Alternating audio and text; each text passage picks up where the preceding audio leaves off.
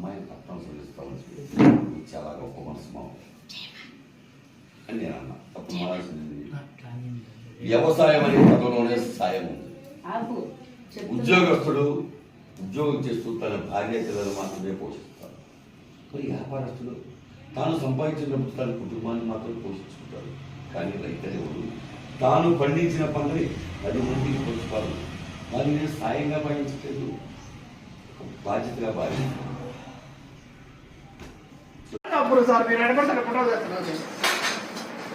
మొఖాలు చూపించు కొంచెం కొంచెం మొహం నేను భోజనం కూడా చూపిస్తా. మీరు పనిచేస్తాను ఏం లేదు అంటే కడగడం అవసరమా లేదా ఆలోచిస్తా చూస్తున్నాను సార్. నాకే